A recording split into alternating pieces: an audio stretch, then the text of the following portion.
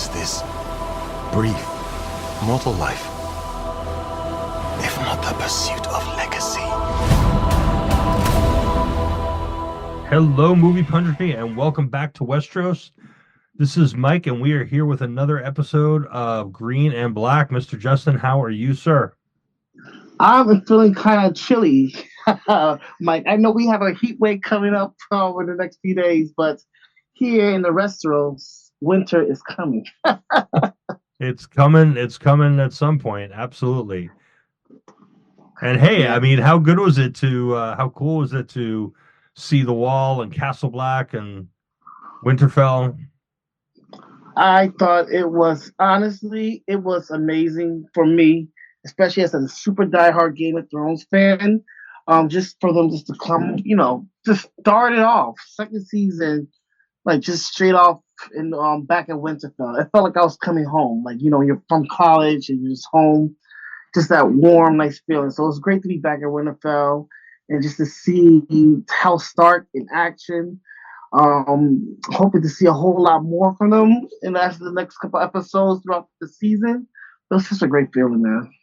Yeah, I think we're going to. I mean, Craig and Stark and Jace, they're good friends, at least according to the story. So hopefully we see a little bromance going on with these two guys and we see a lot of them. I like the actor that they brought in to play Kragan, and I like just right off the bat, I just kind of liked the relationship that these two guys seem to have. Oh yes, man. You can definitely see there's definitely, like you said, like a sense of brotherhood amongst them. Good chemistry, especially even like you said with the actors as well too. That's one thing I'm liking about this show, especially with this season, is the chemistry that you see between a lot of the characters with each other. So seeing that was really good. Seeing another Targaryen slash Stark team up, hopefully not the same way as we see it in Game of Thrones, but seeing that in action was also great to see. Much more on better friendly terms.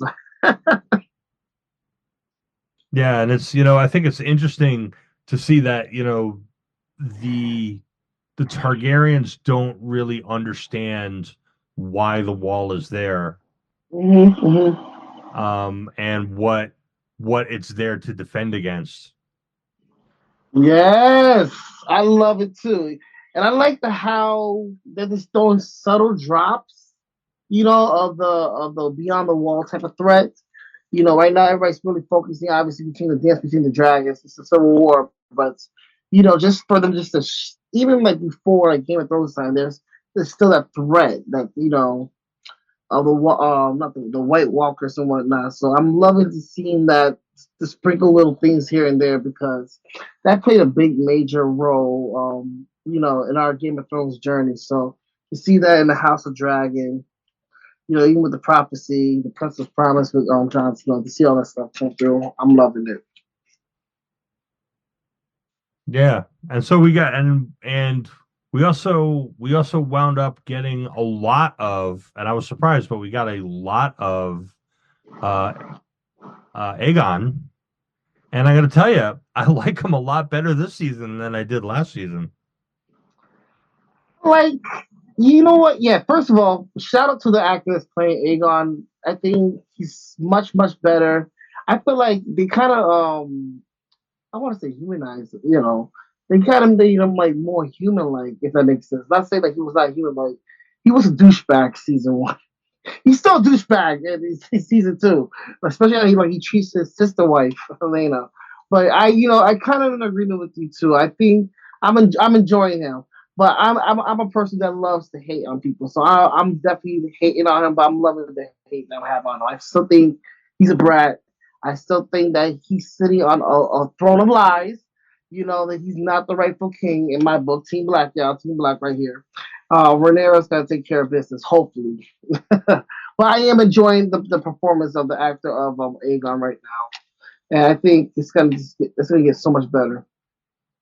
Well, we'll talk about characters we love to hate maybe a little bit when we get to Sir Crispy, but yeah, I think Ty Dennett's just really stepped up. He's coming. Oh, sorry, I didn't mean to say it quite that way. Um, Ooh. It's sort Titan had really kind of, I think, stepped up his game in doing Aegon. And I gotta tell you, I love this whole frat bro thing he's got going on. Just like hanging out, drinking, Yeah. hanging out with his buddies, making jokes like a teenager or a young man would. Um, when Blood and Cheese like kind of walk through the throne room there, it's like they don't even notice that he's there. Not as that at That they're all. there. They're just walking right through. These guys are they're so busy, like, capping on each other and making jokes about each other, that On they the don't high even notice note, them. I love it. Yes, yes, that was quite hilarious to me. I love the humor they put into that. It's like when you have that power, you're able to do what you want to do. Just to chill, chill with your close buzz and just, vent off, making fun of his. I don't know if you caught that. He was making fun of his nephews again. I think he made a comment about the Strongs again. I don't know. This man's so Oh, disrespectful. definitely, yeah. But yeah, I feel like he's gonna be your favorite character. Mike, I just feel it. The way already that we're talking about him, I said, you know what? And that's perfectly fine. That's perfectly fine. I just feel like you're gonna like. I think you're gonna like him down, like as we continue down the road. Yeah, I wasn't expecting to, but I think this is the problem. This is what Joffrey needed. Joffrey needed some bros. And Joffrey did not have bros. He had And the so hound. he had the hound, yeah, but the hound hated him, you I know? know. So if Joffrey had had a couple of bros to just hang out, throw a few back with, you know, then I think he Some would have been a lot ponytail. more mellow. He would have been a lot more chill. Um, not shooting people with a crossbow and Oh my and gosh. and all that stuff. But Aegon's definitely he's got it going on. He's got He his does. he's got his squad, and He does. they're just hanging out, and he's kind of just chill, you know. And I thought it was great, what he did to what was that, Jason Lannister, Oh and my in the gosh. small council where he brings his son in there, and I think that's a statement that he's here. So here's the deal, right? Is Stop. I think one of his problems is going to be is that he didn't get to spend really a lot of time with his father. Like his Thank you. father, Jacaerys, like trained Rhaenyra to be the ruler, Yes. and he didn't have that time with Aegon. So Aegon's just kind of flying blind here, and I think he's just kind of showing that he's not going to be that kind of a father, and I got respect for that. The fact that he's with his son, he's bringing his son into this thing and into the small council from a very young age, and even though he's playing with the lords a little bit there, but I think the fact that he wants to be connected to his children is Yeah. is a big kind of step up, and obviously it's going to become a problem, but um, I think it's really interesting turn for the character. Absolutely, I definitely agree with you on that. You definitely notice it in like the beginning scenes where he straight up says, I need my son. If my son's gonna be king, he needs to be. Even at a young age, he needs to be involved in such matters. Despite the little disagreement that Helena had, she said, well, maybe he doesn't want to be king. Maybe, of course, it doesn't fit him, suit him, whatnot. But Aegon shit was not having it at all. He says, "Find my son. Where's my son?" But yeah, he's definitely gonna be interesting. No spoilers, of course, yeah. But I've read some parts of the book, but I think he's definitely a character just to continue to stay up. Don't let him. The fact that he's new at being the king trick y'all because he's about to let that Targaryen craziness come out. Oh, he definitely is. No, no. Aegon definitely gets his own, and I can't imagine that they would. I know you know what I'm talking about. I can't imagine that they would, excise that part from the show because that's Mm-hmm. gonna wind up being a major component to the show. The question all really remains to be is like, what's the timing going to be? Because now they've greenlit a third season, so we know this is going to stretch Yes. out to at least three seasons. Yes. Um, and you know after the events with Aegon, there's quite a bit of the story left. So be interesting to see where they decide to place that. Middle of third season, end of the third season, beginning of the third season. I don't think we'll see anything crazy this season.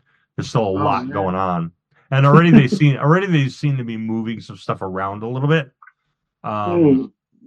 and probably that's understandable. I mean, you don't, there are certain characters that well, as I said last week, don't get too attached to everybody because pretty much everybody's going to die at some point. But Woo. there are certain characters that maybe they die early in the story in the book, but this is a TV show that they're making, so they want to have the charismatic characters, the characters that people are connected to, obviously stay around as long as they can. Yeah, I think it's very interesting. And I think it's very interesting how they, because the book, for those who don't know, is basically accounts. It's like a third person accounts what was taking place, whereas the actual show we're watching is more accurate. It's like more accurate with it. So I think it's very interesting to see, what actually did happen compared to what the books, did happen. Like for example, um, actually, no, yeah, I don't even have an example for it right now, but there's definitely gonna be a lot of things. So I'm very interested in seeing it. You definitely have me thinking in terms of the pacing wise, even from our conversation from last week, which is like you said, the actual war itself is 2 years, and I'm like, oh man, if they put it at season three. Well, I mean, it makes sense now because they did like 2 episodes, they cut off 2 episodes for this season. So instead of being 10 episodes, 8 episodes. I'm assuming they're probably gonna do another 8 episode season for season three, and they'll probably wrap things up probably towards the end, midway, and have like a little post-war, you know, things happening. So I'm very interested in seeing that. I'm not saying that's happening. That's just my thoughts on it. Yeah, and you bring up a good point, is that this book, unlike the Song of Ice and Fire, is not written as a narrative like a novel. This is actually written as a history book. Yes. And from the point of view of a maester, and there's always been conjecture that, well, does he have his own agenda in the way that he's telling the story? Don't forget And mustard. so that at least that's the kind of rhetoric that they're using when they talk about the differences between the book and the TV show is, well, do we know this is a history book, but we know it was written well after the fact using second and third party sources. So how accurate was the book really? This is the actual accurate depiction of what Yes. happened during this period of time. So yes, we can use the book as kind of a guide as Mhm. to certain major events that probably will happen, but the specifics of how they happened or when they happened or who necessarily was involved, um, Mhm. may be a bit different, as we definitely saw this week. Yeah, yeah. I think you hit it on the nail right there. And actually, believe it or not, too. Like I said, mentioned, I really stopped reading the book because I kind of want to see the stuff unfold in actual TV format. But now, after watching like the first episode, see how they're doing changes, it's now requiring me to go back to the book, just finish reading the book all out, just to see how things are being played out. I think that's what I'm gonna do. Probably towards the at the end of the second season, I'm gonna get back into reading the book and read it completely. Um, Definitely just to do a proper comparison because they are definitely things. Certain things are lining up, certain things are not lining up as expected. I know you and I talked earlier, and I know we're going to talk about it at some point because I know you was not too happy about a certain scene. But I'm looking, yeah, I'm interested in just definitely try to compare it. So maybe people are listening. Maybe we should do like a little book club. Maybe read the books to see how it is and just compare it. And I mean, there's plenty of that going online, and yeah, there was a lot of, after the show, there's a lot of. I mean, let's talk about it. There's a lot of, Let's one of go the there. things that the book readers had really been kind of looking forward to for the last Go 2 there. years while we're waiting for the show to come out, is Blood and Cheese, and these two guys who are sent by Damon to go up into the Red Keep and cause a little bit of a ruckus. Yes. And so one of the things that I've seen some people complaining about or talking about is like, well, Damon sent them to go, he didn't send them to kill the kid. He sent them to kill Aemond. But Now this is in the show. This is the show. this is in the show. But if you remember, right? I do. They asked him, well, what do we do if we don't find Aemon? And he never answers them. Or at least it cuts away before he answers them. So I personally believe that this was part of Damon's plan. That this is plan B. To go and get them. So, but the big thing is kind of the way that it was all staged out. And so just to give a brief, now it's out there, brief kind of the, reprise of the way it's done in the book is these two guys who are not Dumb and Dumber, like we're seeing, and they, dog kicking idiots. Oh, that poor dog. Dude, so many people are on about that dog. I believe it because it was so random. Like, what motivated that scene? I didn't understand it. The dog was just chilling, like he's holding onto the dog, and then he puts the dog down. He kicks the dog. I mean, I think they just wanted us to hate Blood and Cheese all the more because I know people watch people die all the time in TV shows. They watch people die all the time. But the moment a animal gets hurt, they're gonna cause hell. They're gonna lose. That's what I'm saying. Like they literally cut the head off a baby, and everybody's upset to kick the dog.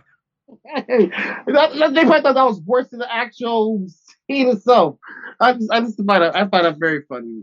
But yeah, I think they probably put that in just to make us not like Blood and Cheese all the more. Probably, maybe that's exactly it. But so anyway, so in the book, they plot this out so that, and so this is why I think it's always part of the plan, because they had plotted this in the book. They plotted out because they knew that Helena brought the kids to go see Alicent every night before they went to bed.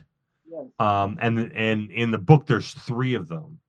So that's a younger, which is a big part of it. There's a younger son, Melor, and so they're all awake. They all know what's going on, and these 2 guys come in through the passage, and they tie up the 2 queens. They tie up Alicent and Helena, and they have the kids. The guards are outside. They don't know what's going on in the room, and so they go to Helena and they say, you need to pick one of your sons to die. Now, I think they always intended to kill the older one, because he's the heir. But then the younger one would become the heir. So I mean, I guess it's whatever. But I guess I understand. But they said to her, "You need to pick one to die, or otherwise, we're going to kill all 3 of them." And so she picks Melor. She picks the younger one. Yes. And they kill the older one. Yes. And I think Jaehaerys. And so they kill the older one. So not only, does she watch her son get beheaded in front of her, but her other son needs to live with the fact that his mother chose him to die. Yes. And they made it known to him. They said, like, little one, you see that your mother does not want you to live before killing the other one. So he, like you said, he's gonna live his whole life. Right, knowing that, right. They taunt him about it. And so he needs to deal with that, but then it basically drives Helena crazy. Like, she just kind of really has a psychotic break and just kind of goes off the deep end after that. Yeah, I mean, I can only imagine, to see someone like, you be helpless to see someone kill your child, let alone your oldest child, your first. I'm assuming he's the firstborn. To Yes, be yeah. like, yeah. So that's that's such turmoil. Just to be helpless, you can't do nothing. To make a decision like that too, as well. That's definitely I can only imagine. I mean, if I was ever had to pick and choose something like that, I know that I'll lose my mind for the rest of my life. So that was some revenge. That was pure. That was some revenge right there on behalf of the blacks. I mean, A+ for them on that part. Right. Well, this is Damon who's just off the chain. He's You know, off the once chain. Rhaenyra and let's give it up for Emma Darcy. I mean, Oh, this I'm clapping. she just was amazing with one line of dialogue in this episode. One line of dialogue.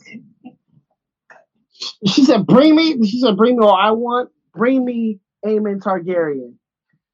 That's that kind of what's so funny now that I think about it. That kind of reminds me of let's see, season 7, episode 1 of Game of Thrones. We don't talk about season 7 and 8 for many reasons, but I'm gonna bring it up. Where I think Daenerys Targaryen, I think she was just featured towards the end, and there's that big long scene where she gets to was it Stormborn? Stormborn, yeah, probably. Yeah, You she talking the one where it's like let it be fear then, that one? yeah, she says, "Let us begin." Like this is that long silent part, and the only line that she had in the episode was like I think it was like, "Shall we begin?" Even like once she sat down, and I just love that. I love how these shows are giving these Targaryen women, these women, a power.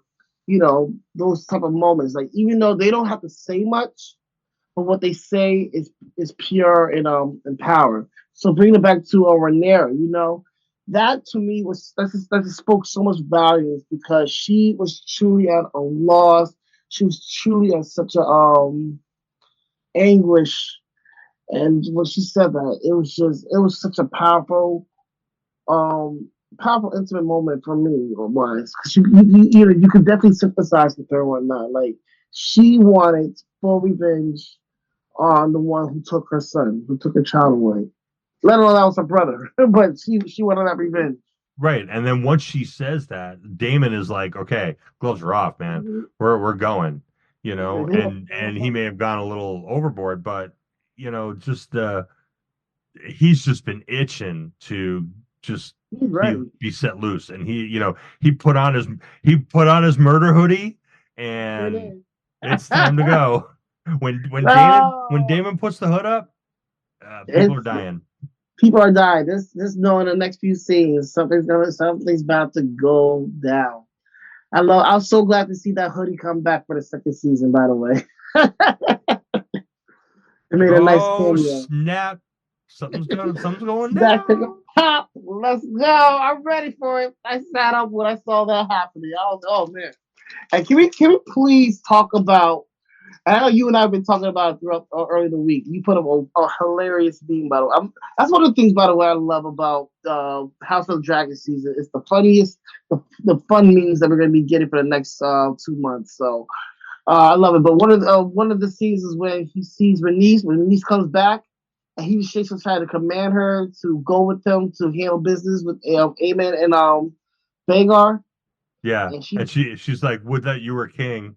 I mean, yeah. it's just like, yeah, it's just I love it. Oh man, I tell you, man, I just started cracking up. She has no fear. She has no fear. Like she has no fear. She's gonna do what she has to do.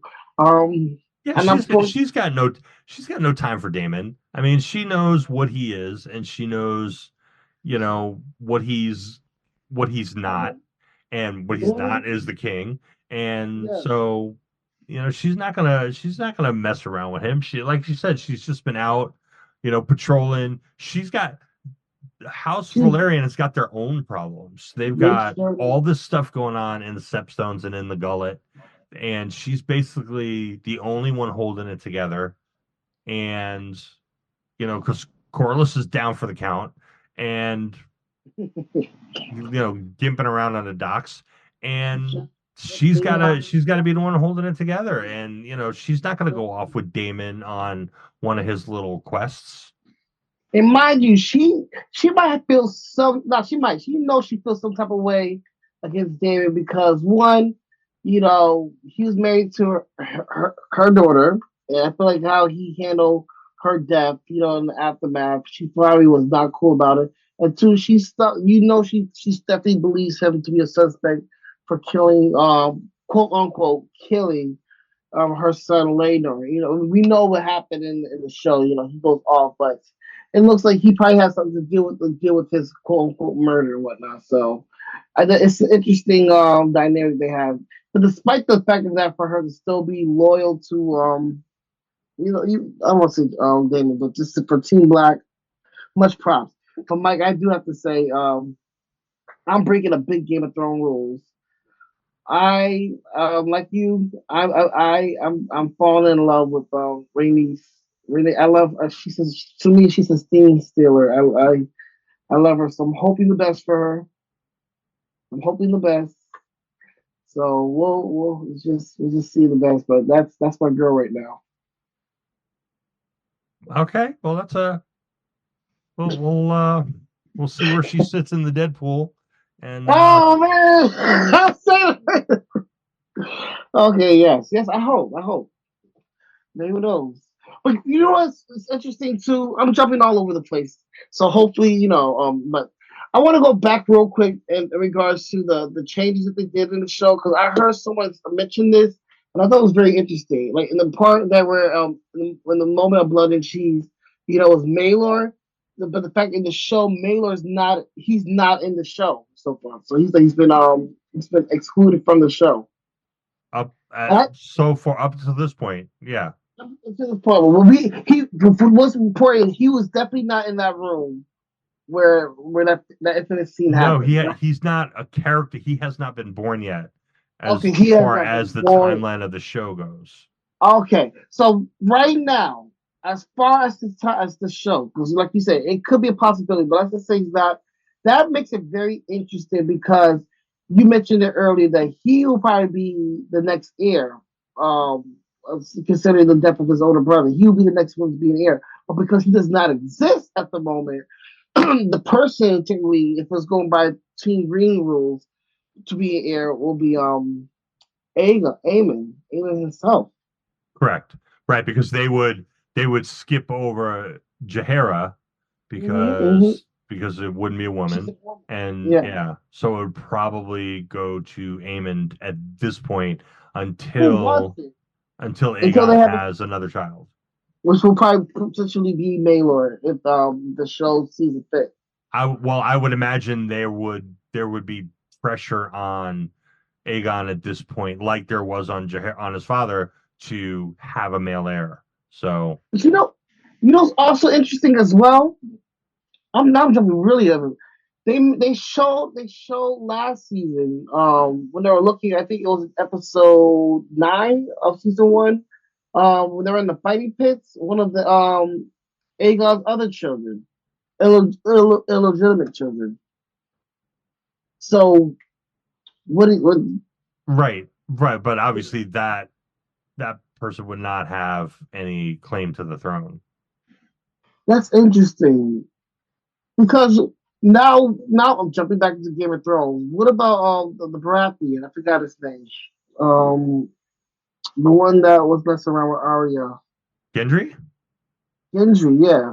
Oh, but no, Daenerys made him. Okay, never mind. She did make him legitimate. Okay, all right. Sorry, everybody listening. I'm just this is live. Well, it's not live, but you know what I mean. It's live thinking right now. So, okay, I'm so sorry, man. Let's bring this all back. Okay, so yeah. Yeah. So in as far as the books go, like Aegon had two illegitimate children. I Okay. don't know what they're going to um do with them as far as if the show, if anything. I don't know. Mm-hmm. Let's speak about even more illegitimate children. Um, we saw some new characters in the show. Bring it right back to our boy Chorus, the scene where he was in at the docks. Correlate, right? And I mean, when I first saw the scene, I didn't think much of it, but that scene itself has so much importance. When he's talking to the young man who actually saved his life from being from Right. death, that was that speaks volumes, no? I think it does, and I think the fact that Corliss is like he's now in, um, you know, like Corliss is now in his debt to some level is gonna make that interesting. Um, we'll see where that goes, and if that character puts a claim in on that. Uh-huh. And I did say definitely pay attention to that character, people. I saw because I have a feeling we're gonna be seeing more of that character. And I'm talking about the bald head guy I from know the what you're doc. talking about, yeah. Yeah, yeah, definitely because yeah, and I'll just say like that because it's no spoilers, but he's definitely. I just can't wait. We're gonna see some stuff. That's that's Alan, right? Yep. Yes, sir.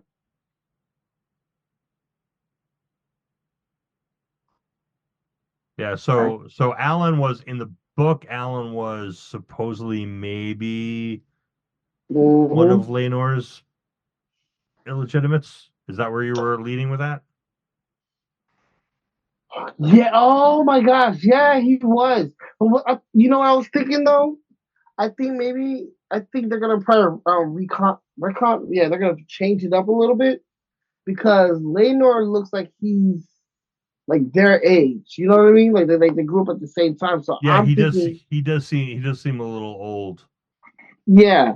So I'm thinking it's Clorius. I can never say his name. Clorius, illegitimate son. Right. It But also he's makes. got in the book, so Alan in the book has a brother named Adam Mhm, who's a mhm. dragon seed. Yes, that's what I'm saying. We're about to see some brothers and some dragons. All right, let me stop playing around. But you know what's also interesting too? Can you explain this to me? Because in the book, if he's Laenor's illegitimate son, is Right. Laenor isn't he gay or he's just He's maybe, I mean, yeah, but maybe he's bisexual or even, okay? maybe he's gay. They still like do their royal duty. I mean, who knows Yeah, what they're playing with there. yeah. I'm just because that's just kind of now when you brought that up, I said, oh yeah, that's true. But then I said, wait a minute. So this is there's a lot of theories that I have and assumptions. That I wanted to ask, if these episodes go by, I wonder if they're gonna be true or not. We'll see. We'll see. All right, so let's talk for a minute about we got to talk about it.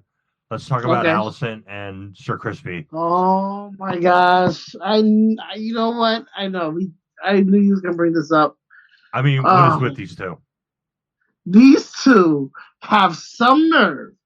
They both got some nerve to act super high and holy, holier than thou attitude. And they behind closed door, they getting them freaky on. Okay, they and the fact that he's wearing a white cloth, like a white robe that he takes off so gently so he doesn't mess it up. It's supposed to represent like his wearing of being celibate. But the homeboy is Yeah. far from. Well, come on. That oath is, and to be fair, Talk to okay, me. because we ran into the same thing with the Night Watch and those guys going to Mole Town. The True, oath, true. the oath is, I will take no wife and I will father no children. Okay, that is true. He's definitely not making Allison a wife. Right. I'm hoping I And don't he about the better not children be now. fathering any children on her. She So definitely got teeth for that. right. So But the fact is, like when these two guys first were going through, I mean, I know they were taking back passages, but when Helena, you know, took up Jaira and was like going through the castle, like my wife and I are sitting here watching, and it's like, where are the guards? Like, where's the Yeah, King's yeah, Guard? Where are these yeah. people? And then we see this, and Oh, it's now we know. obvious like either Cole, the Lord Commander, sent the guys off somewhere so that and was like, no, I got this. I'll stand guard. And so he could take care of his own business without anybody knowing Of about it. course.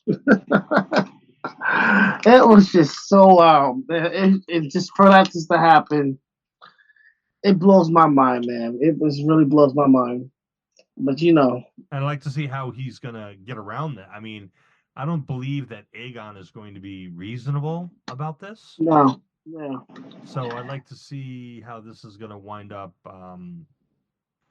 you know, faring for Sir Kristen Cole, and his, purported responsibilities as Lord Commander of the Kingsguard. I think he's still gonna be there because somehow the Queen's gonna find a way to keep him around there. And I think this only fuels his fury. Like he's gonna have I think he's gonna be feeling such regret, such sense of guiltiness of guilt for not doing his job when he's supposed to do it. It's like that famous meme, like you have one job to do. And he definitely failed at it. So I think he's gonna definitely retaliate in such a way that it's gonna come off as very aggressive. Oh, it's gonna be towards the black. I don't know how it is. I haven't gotten that far in the book to see. But I definitely feel like he's gonna come out top. Or he's gonna be winning a few battles based off of this. Based off of this is a fuel for him. Probably. I mean, obviously, I don't think he's going anywhere as a character, Mm-hmm. but it's going to be interesting to see how they kind of work around this. I mean, this is something that you know like could get a Lord Commander executed for this They should. level. I He's mean, gonna kill him though. the heir is been beheaded and by the way, his head's gone. They they took his head with them. I don't know if you realize Oh that. my god. No, I just thought he. It was hard for me to fully watch the scene because I'm just very sensitive to that. But from what I was hearing, it sounded Dude, like that sound design was just not right. I mean, it was horrible, man. I don't know if I can watch listen to. I don't know if I can watch that scene ever again. You know what I mean?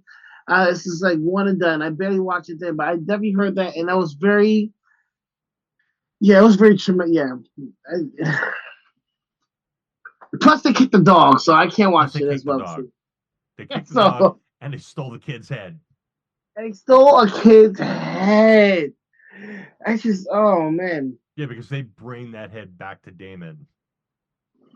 Oh, so are you gonna need to tell me that we're gonna be seeing that next?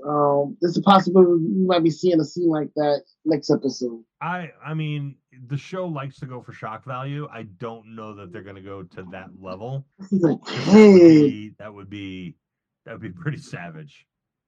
but you know what? They in the Game of Thrones realm, we've seen kids getting stabbed multiple times. We see kids jumping off of buildings, getting an arrow shot through their hearts. I don't know, but then again, I I don't know. Like, think I think pulling a 6-year-old's head out of a bag, oh, gosh, that doesn't sound right. That doesn't even sound right. that may be a little bit more than we expect. I'm sure they're going to refer to it. I would imagine that Rhaenyra is probably not going to be happy about that level of escalation. Who knows?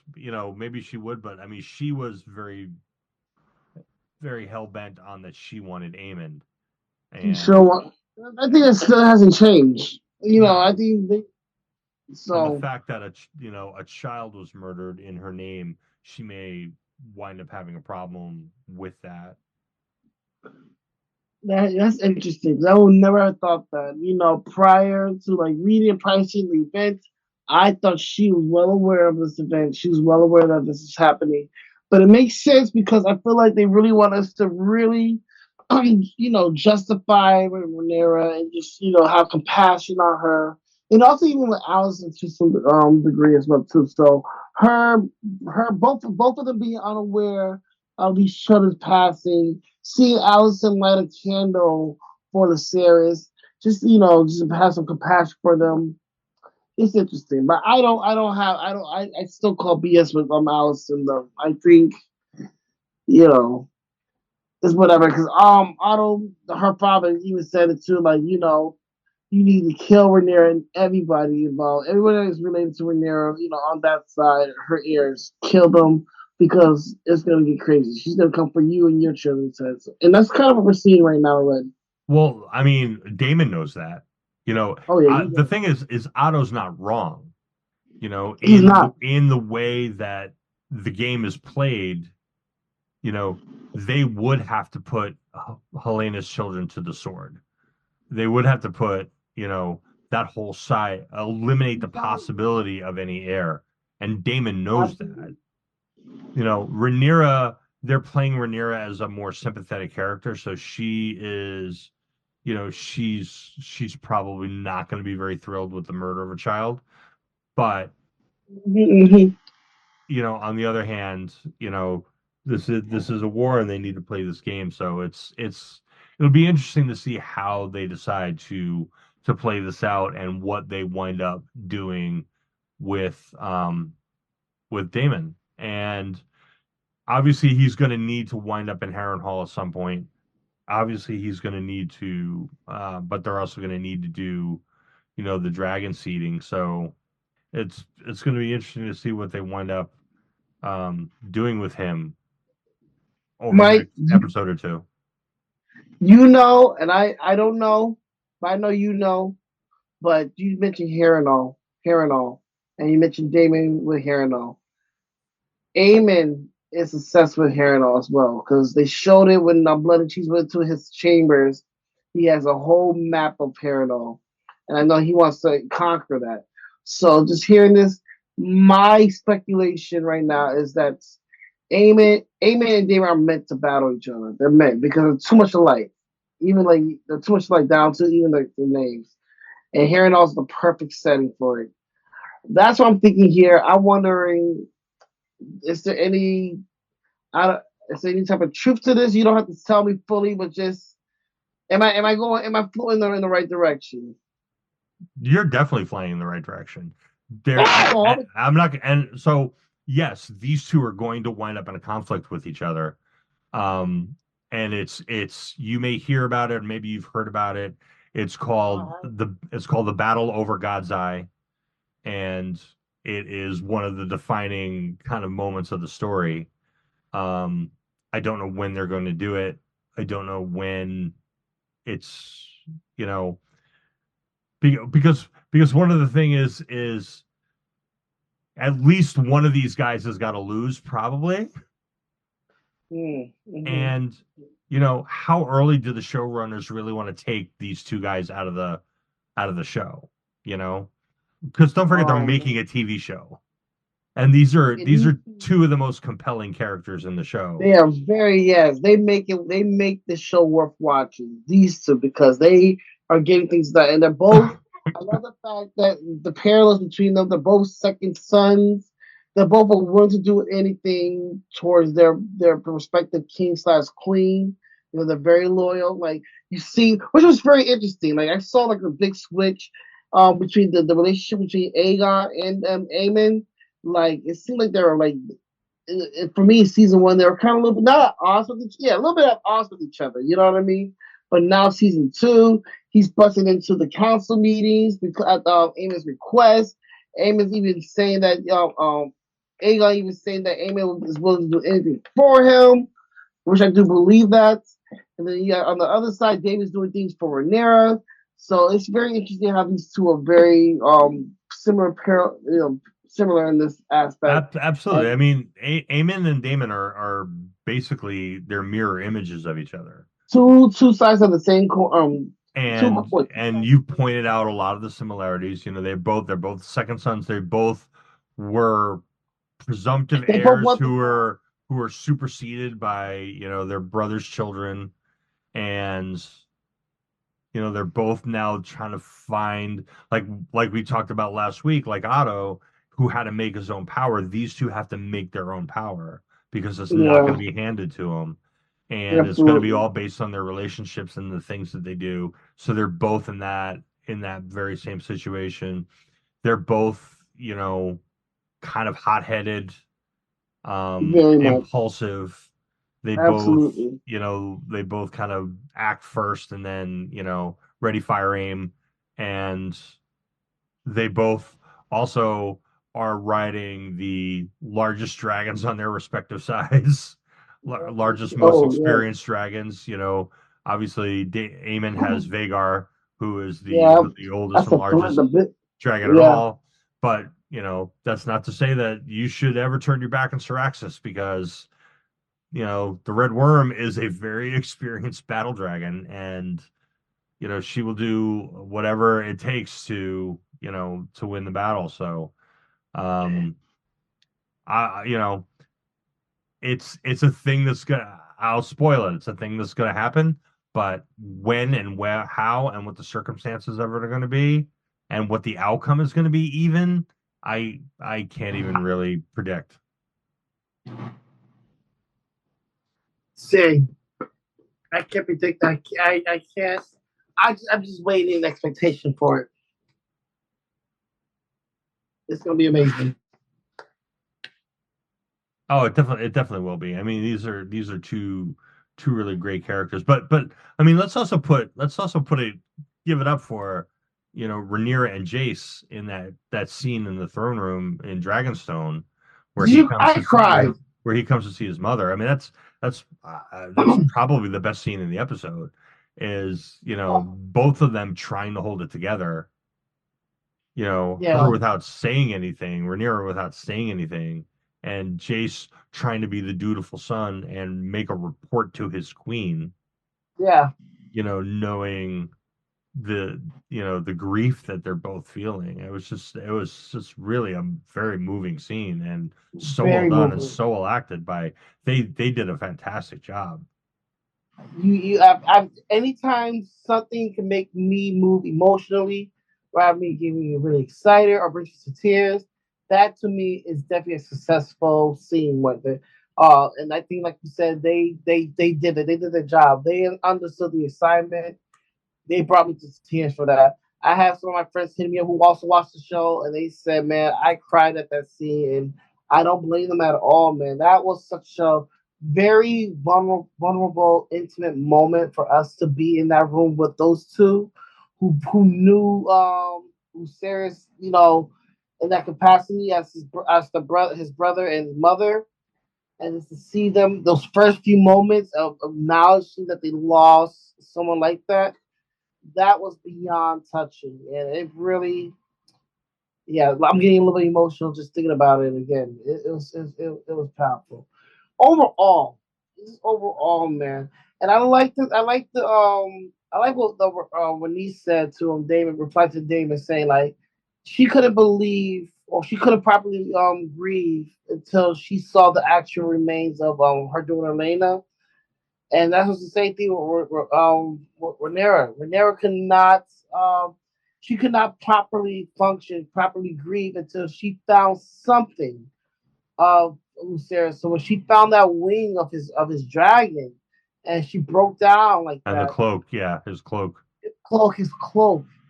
Oh man, that was like the second most powerful thing for me as well. That And was that was such a piece of acting, without dialogue, just yes, yes, yes. moaning. I mean, Emma Darcy, they did just a fantastic job That Emmy. at She already bringing knows.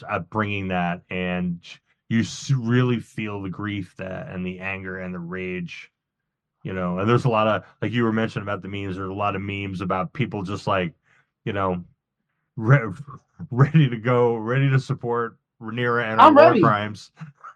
I'm ready. I posted with some of those memes up. I don't.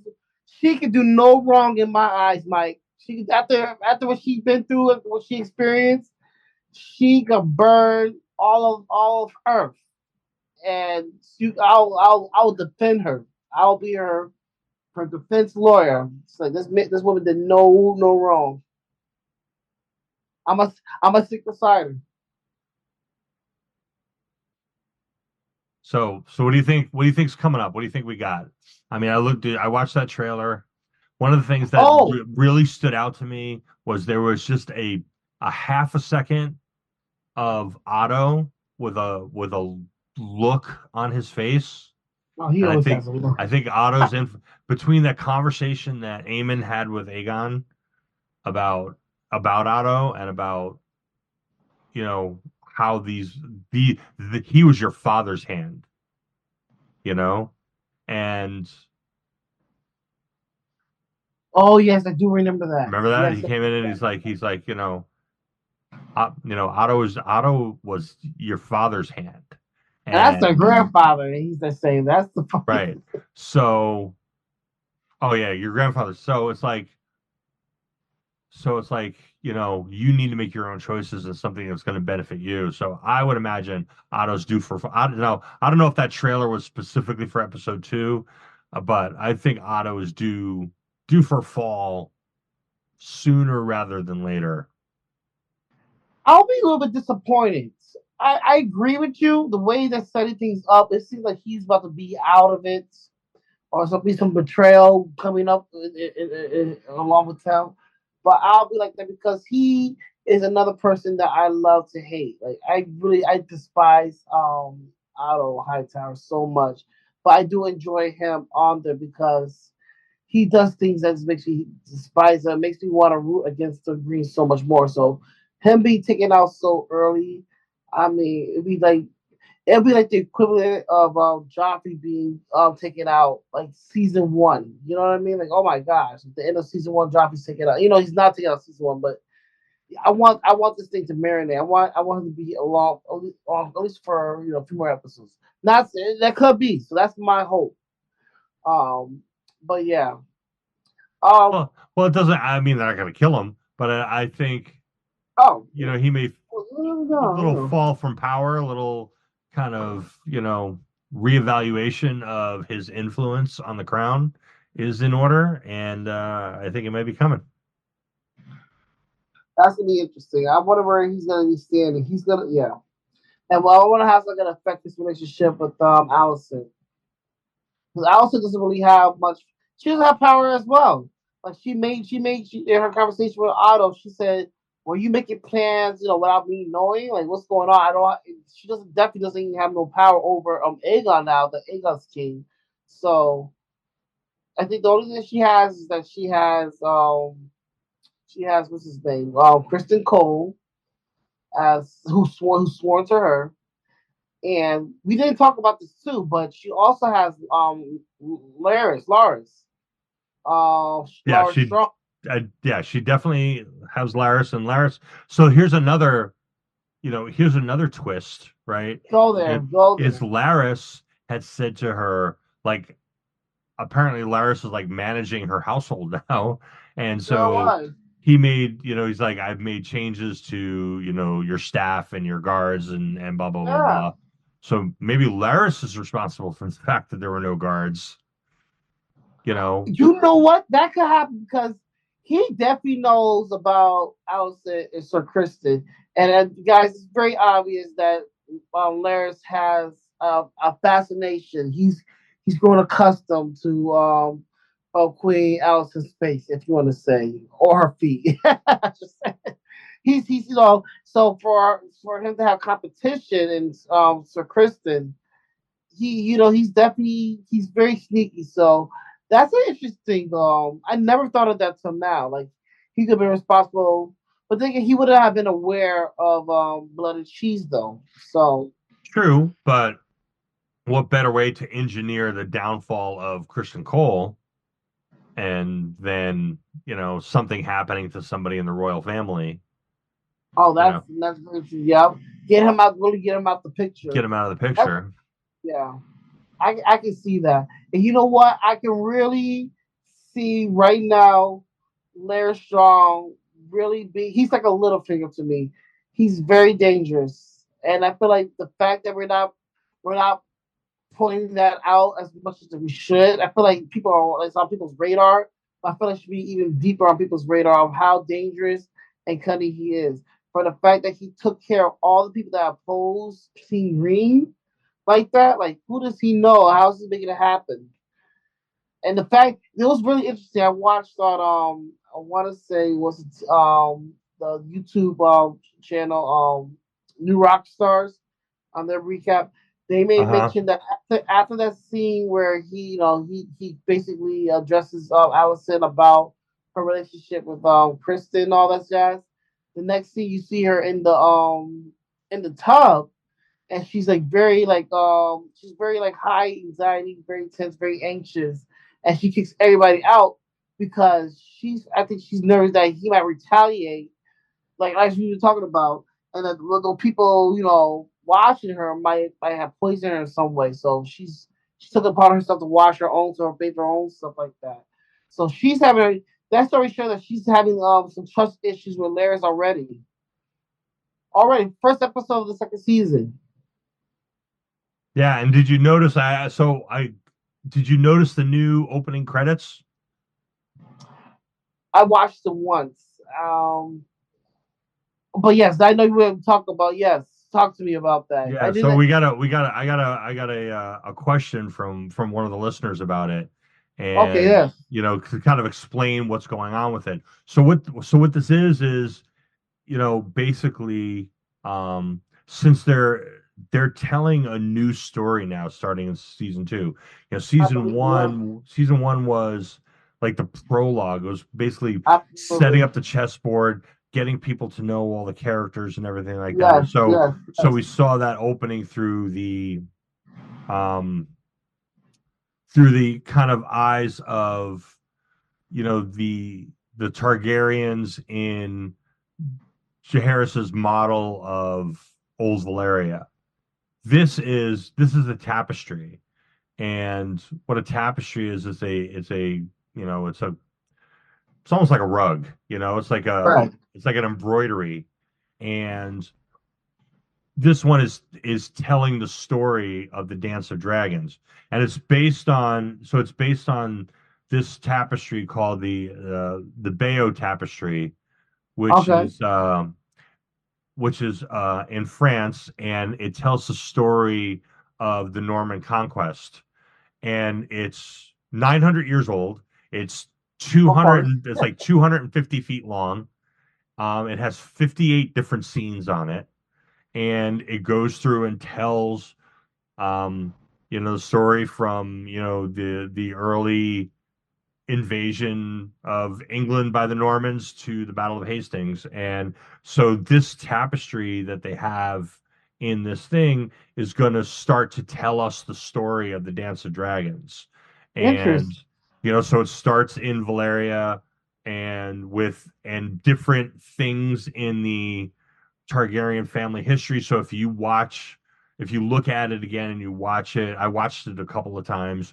You see them coming over from Essos to Westeros. You see, basically the conquest. You see the burning of Harrenhal. You see, by Balerion. Um, and as it's going, you see the tapestry is just getting soaked in blood. And so Yes. I imagine, much like we had in Game of Thrones, where every episode had a different opening telling you what was going to happen in that episode. It- I would imagine what they're going to do with this is that as the season progresses, they're going to add to tapestry as they tell the story of the Dance of Dragons. And by the time the show is done, there's probably going to be like a full story in this tapestry. So Oh my gosh, yeah, that is a wow. I'm looking forward to that. yeah, it's a really interesting idea, and it's a really because this is one of the ways that in medieval times that they would tell stories of families as they would weave these great tapestries. So it's cool that they're using that as a device, a storytelling device for the show. I'm looking forward to seeing how it evolves over the next season or two. I'm definitely looking forward to it as well. I love, I love, I love that the fact that this is a show where even down to the opening credits, you have to pay close attention and just observe everything on it. I love when they give us details like that. It just shows, it just proves his mastery of it being a masterpiece. So um, that was very interesting. Now I kind of want to go back and rewatch the opening now, but just based on what you said, just chiming on the key details on it. Most definitely, yeah. It'll be cool, and of course, it's got that iconic Ramin Djawadi score. It's changed a little. I don't know Oh, if you compare it to the first season. The music's a little bit different, but it's still that iconic Game of yes. Thrones, score, Game of Thrones theme that just has its kind of own nuances and stuff for the show. So it's obviously that they're taking a lot of care with this episode and just putting things together in a way that every little bit, every little thing that you see is going to matter. So pay attention. Oh, I'm paying attention. I'm breaking it down everywhere. I have subtitles on. I'm trying to get onto this so that way I can fully understand what's happening when it happens and whatnot. So yes, sir. All right, so I think we'll wrap that up for episode 1, and looking forward to the next 7 weeks. And Yes. thank you for listening. And if you're listening and you have any questions, just reach out to us on Twitter or a movie underscore punditry or on our Facebook page, um, or email moviepunditry at outlook.com. And we'll be happy to take that on. But Justin, I'll look forward Yes. to sending you a raven next week. Yes. Send me that raven. I'll on it. Good All night, right. everybody. Good night.